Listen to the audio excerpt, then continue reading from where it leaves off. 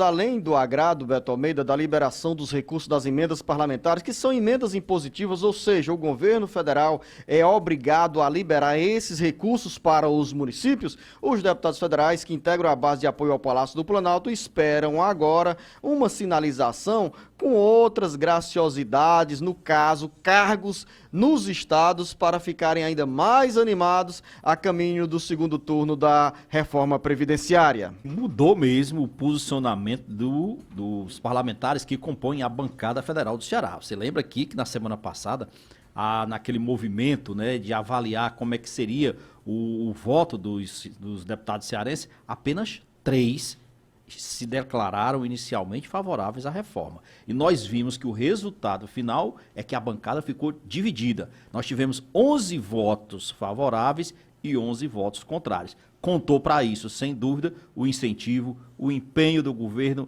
em liberar as emendas impositivas para as bancadas, incluindo a do Ceará, que foi bem privilegiada, aí não tenha dúvida. Agora, o que isso implica na realidade? Primeiro, a gente tem que trabalhar de forma muito real que nem sempre isso quer dizer que esse dinheiro vai estar aqui já no segundo semestre, nas prefeituras, nos municípios, pode demorar um pouco além.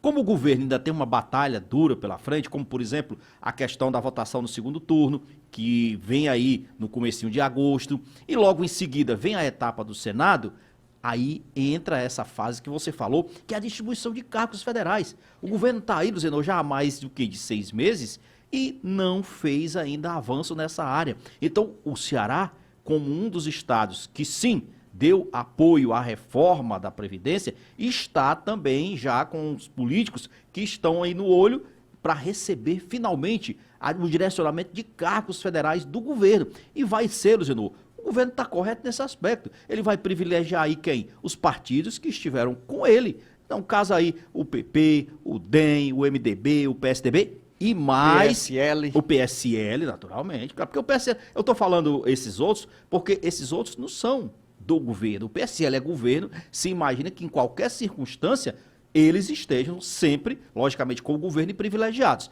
Nesse caso aí, além desses partidos, nós tivemos também, por exemplo, outros que também votaram, que são aqui, deveriam fazer oposição. Vou citar um exemplo. O AJ Albuquerque, por exemplo, é do PP, se imaginava que ele poderia, inclusive, votar contra a reforma da Previdência, mas acabou votando favorável. Então, deverá ser um dos privilegiados, que eu digo privilegiados aqui entre aspas, a receber do governo, inclusive alguns cargos federais. É ilegítimo isso? São muitos cargos para poucos deputados. Exatamente, são muitos cargos para poucos deputados e eu acho que talvez o AJ tenha aberto aí um canal bom de articulação e inclusive de aproximação com o governo federal, não tenha dúvida. O Tarso bateu duro, fez críticas ao ministro da Economia, Paulo Guedes, e também falou com ênfase sobre as dificuldades na relação entre o Congresso Nacional e o Palácio do Planalto. Dificuldades que estão aos poucos sendo superadas com esses gestos do presidente Jair Bolsonaro nesses últimos dias que marcaram a votação da reforma previdenciária. Com relação ao ministro Paulo Guedes, ele disse que sabe o que quer, o ministro sabe o que quer, mas que não tem experiência na coisa pública, que apesar da inteligência, do preparo dele, ele não sabe, na realidade, executar como fazer isso. Mas eu vi também, Luciano, nessa entrevista muito boa aí do senador Tasso Gereissati, pelo menos 2 verdades. Uma delas, ele dizendo o seguinte, que o Congresso assumiu, de fato, a agenda econômica das pautas que estão tramitando lá. Está aí uma verdade.